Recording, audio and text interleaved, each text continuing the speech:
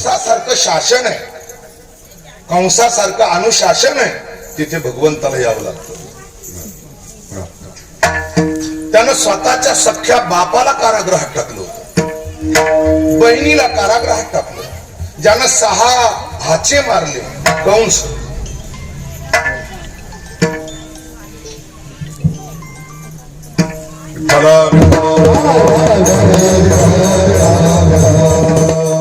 त्यावेळेस भगवंताला यावंच लागतं. त्याला संत आणतात, तुका म्हणे भावे भेने देवे आकारावे. आणि त्याला आणतात कसे, आणीलाही रूपाबळे करुणी खळे हरिदासी.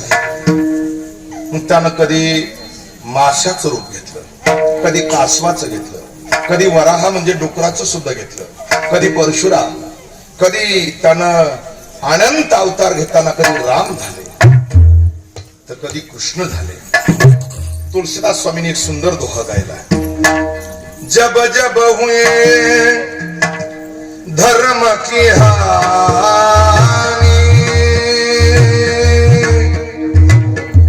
बाढ़ई असुर आधम अभिमान तब तब हरि धरी विविध शरीरा.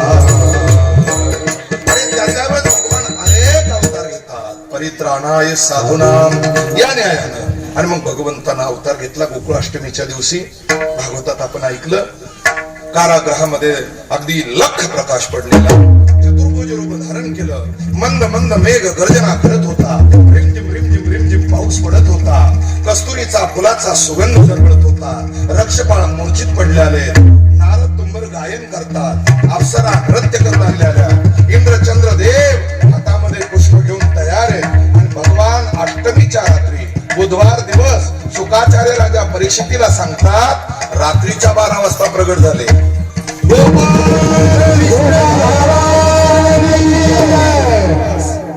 आणि भगवान परमात्म्याला वसुदेव पाठीत घेऊन गोकुळात आले.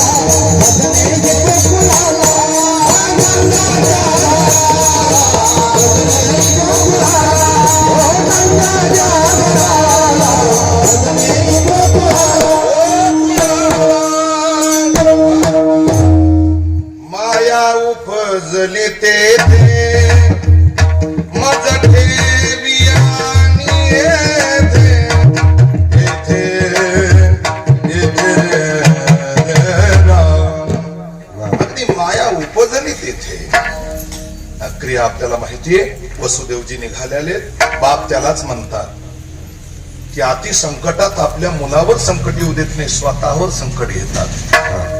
म्हणून बाप श्रेष्ठच आहे, बाप महानच आहे. बाप म्हणजे सगळ्या तीर्थाचं माहेर घर आहे. प्रत्येक पुत्र जो आपल्या कार्यामध्ये आपल्या क्षेत्रामध्ये प्रगती करीत असतो आणि जग सन्मान करत, त्याच्या पाठीमागे योगदान कोणाचं असेल तर ते मायबापाचं असतं. आम्ही मंदिराचा कळस पाहतो, कधी आम्ही मंदिराचा कधी पण कळस पाहतो उंच मान करून, कधी टोपी पडती एवढा उंच, पण आम्ही कधी तो कळस ज्याच्यावर उभा आहे त्या पायाला कधी पाहिलंच नाही. पाया भूमिगत आहे, कधी बाहेर दिसत नाही, पण पायामुळं मंदिर आहे, पायामुळं कळस आहे. फिरत्या खुर्चीवर ऑफिस मध्ये बसणाऱ्या मुलानं आपल्या बापाचं स्मरण केलं पाहिजे. फाटलेली बनेन त्यांनी घातली म्हणून मी आज फॉर्च्युनर गाडीमध्ये आहे. सकळ तीर्थाचे धुरे या शब्दाचा भावच तसा आहे. म्हणून वसुदेवजी डोक्यावर पाठी घेऊन निघाले. रात्रीचा प्रसंग आहे आणि पाऊस पडतोय म्हणून शेषानं फणा धरला. नदीला पूर आलेला होता यमुनेच्या. आजकाल सारखे रस्ते नव्हते, जंगलातून जावं लागत होतं. काट्याकुट्याचा रस्ता चिखल होता. नदीला पाणी आलेलं आणि ज्यावेळेस कमरे इतकं छाती इतकं नाकात पाणी चाललं तर वसुदेवाकडे बघा, आपल्या मुलाला वाचवण्याकरता अगदी टाचा उंच केल्यान पाठी अशी धरली आणि मनामध्ये विचार करतात, हे यमुने, मी मेलो तरी चालेल पण माझ्या बालकाला मरू देणार नाही. याला बाप म्हणतात. कळलं पाहिजे. जिजू जिजू संसाराचा गाणा जरा बघा, झिजून झिजून संसाराचा गाडा हाकतोय, त्याला बाप म्हणतात. लय अवघड आहे रे गड्या ओंगाया बाप. आम्हाला रागवत होता, बोलत होता, नाही नाही ते आडवं बोलत होता, सकाळी उठत नाही म्हणून बोलत होता, पण आज त्यांची आठवण येते. फक्त रडल्याशिवाय दुसरा पर्याय नाही. वसुदेवानं गोकुळा माया घेऊन आले पटकन आणि या या सर या विठ्ठला.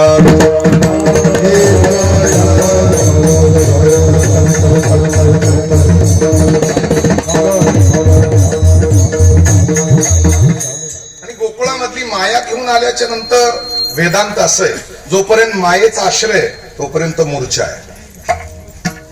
आणि ज्या दिवशी परमात्म्याचं प्रागटीकरण होईल त्या दिवशी दिव्य ज्ञान. चिंता ती पळाली गोकुळा बाहेरी, प्रवेश वितरी केला देवे. भगवान गोकुळामध्ये अवतीर्ण झाले. बलिराम दादा अगोदरच आलेले होते आणि मग तेवढ्यामध्ये गोकुळामध्ये आनंद निर्माण झाला. आता हा आनंद असा आहे, अष्टमहासिद्धी रस्ते झाडायला गोकुळामध्ये.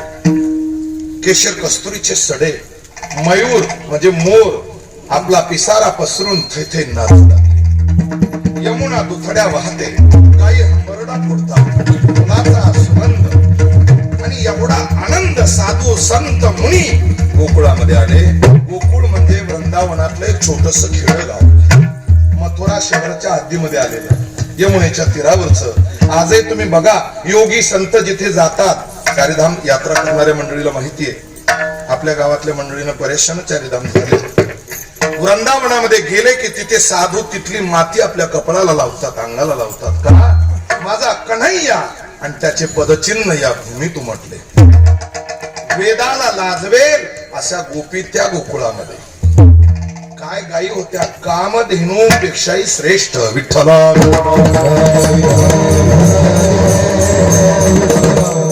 भागवतात कधी ऐकलं असेल किंवा नसेल, आपलं भागवतकाराचंच गाव आहे.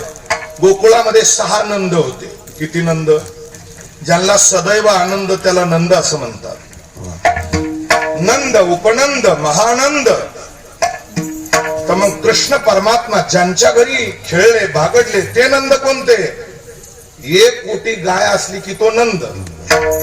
अशा किती कोटी गायी होत्या नंदराजाकडे, म्हणून ते सगळ्या नंदाचे राज होते, म्हणून नंदराज. भगवान तिथे अवतीर्ण झाले, पहाड झाली, सगळीकडे आनंद. गोपी सगळ्या जमल्या. नंद पाटलाला मुलगा झाला आणि तो आनंद व्यक्त करताना गवळण सांगे, गवळणीला पुत्र झाला यशोदेला. आईसी गलबल झाली, उशीर झाल्यामुळे झाली. जर बघा, दासी जणी हेल घाली आणि एवढा आनंद. मग त्या आनंदाचं एक प्रतीक आपल्याला सांगायचं.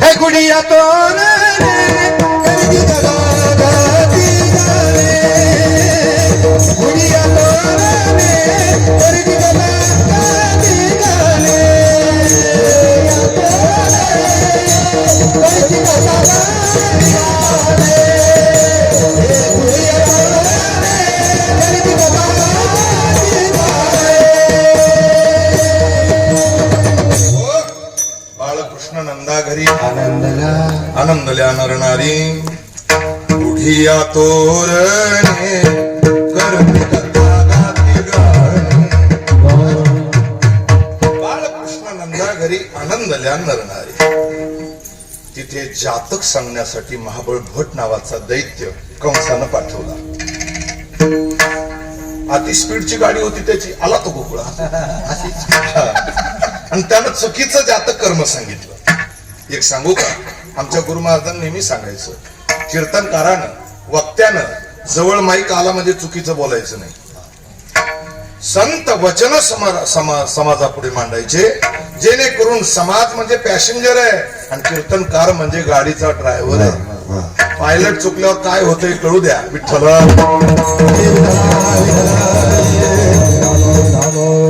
भगवंताचं चुकीचं कर्म सांगितल्यावर भगवंतानं त्याला शासन केलं. विठंबीला भट्ट दिला पाठीवरी पाठ. नंतर आदित्यना पुतणीलाही मुक्त केलेलं आहे. पुतना म्हणजे काय? तर या देहातली कुवासना तीच नाव पुतना आहे. ती वासनाच आम्हाला पाप कर्म करायला होते, तीच बालकाला मारते. म्हणून भगवंतानं तिचा नाश केला. आता भगवान रांगायला लागले. रांग तरंगणीच अतिशय देखना सावळा सुंदर सकुमार भगवान कृष्ण परमात्मा. यशोदेचं किती प्रेम आहे त्याच्यावर. अहो आईचं प्रेम असतच. पूर्वी बघा तुम्ही या माता माऊल्या बसलेल्या सगळ्या माझ्या आई आहेत. जुनं काही काळातला प्रसंगच वेगळा होता. लहान लेकराला नाव घालायचं म्हणलं ना, त्याची सीईटी परीक्षाच होती ती त्या लेकराची. म्हातारीनं काय करायचं? पाय लांबून अंगणात बसायचं असं. आता ती म्हातारी मासाचा पत्ता नाही पायाला, फक्त हरकच. आणि आणि ती कवळं लेकरू पालत, त्याला एक तास तर त्याची ती टाळू मागणस. मी आमच्या आजीला विचारलं होतं, इतक्या वेळ काय करते बरं आजी तू? तिने सांगितलं टाळू मागते. मग इतका वेळ, एवढा वेळ टाळू? ते म्हणले जास्त टाळू मागली ना, लग्न झाल्यावर ते पटकन ऐकून बाजूला निघत नाही. लक्षात. मग ती टाळू मागली. मग जुन्या माता मावल्या म्हणायच्या ना, तुझ्या टाळूवर कुणी तेलच नाही टाकलं, काही नाही भेटलं ना तर. शास्त्रीय कारण आहे त्याच्यामध्ये. मग त्याला अगदी असणार सुंदर तेलानं त्याची मर्दन म्हणजे मालिश करायची. मग त्याला उष्ण पाणी गंगाळात घ्यायचं आणि ती उष्ण पाणी किती उष्ण घ्यायचं हे तपासायला म्हातारी. आता तिचे सगळे कातडे मरी गेलेले. तिला कवा करायचं गार आहे का गरम आहे? अति गरम पाणी. आणि ते गरम पाणी त्या लेकराच्या अंगावर ते असं टेहा टेहा करून लाल भडक व्हायचं, कवळं कातड त्याचं, आणि रडायचं. ते आईचा जीव खालीवर व्हायचा. म्हातारीला म्हणायची आजी जरा दमानी. मग ती काय करायची? एक पाय घ्यायचं की बीडगड, दुसरा पाय उचलला की आंबड, हात बरोबर, दुसरा हात पैठणकडे. ते लेकरू आस्तळ त्याचा असा मुटकुळा व्हायचा आणि आईचा जीव खालीवर व्हायचा. आई म्हणायची म्हातारीचं नळ दाबू, वजरीचा दगडी लहानू, काय करणार आहे? आणि ती म्हातारी म्हणायची गप्पोरी अशी जरा चांगली चोळून आंघोळ घातल्यावर पटकन झोपत. आता ते झोपायचं नाही तर काय करायचं?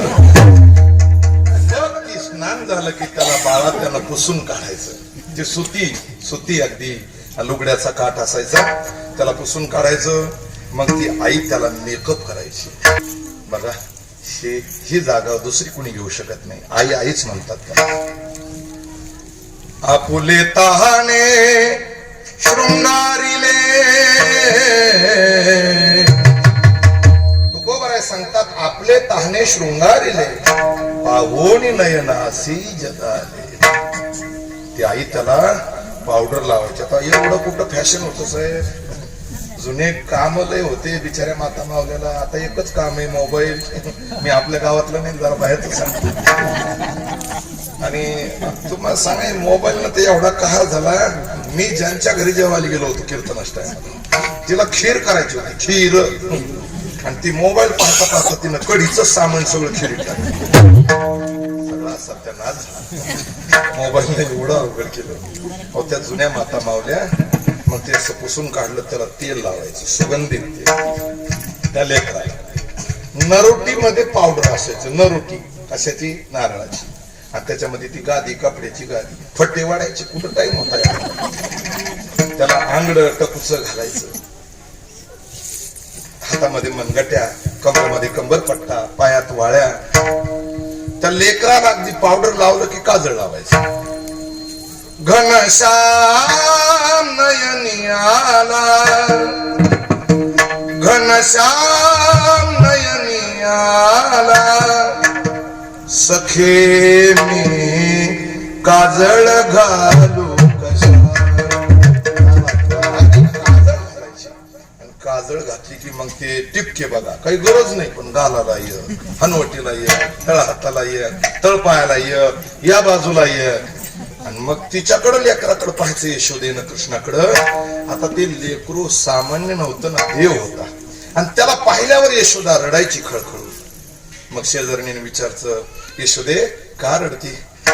माझ्या लेकराला दृष्ट लागू नये.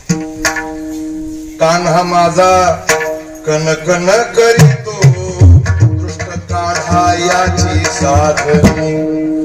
शपथ आहे पण गोड आहे. विठ्ठल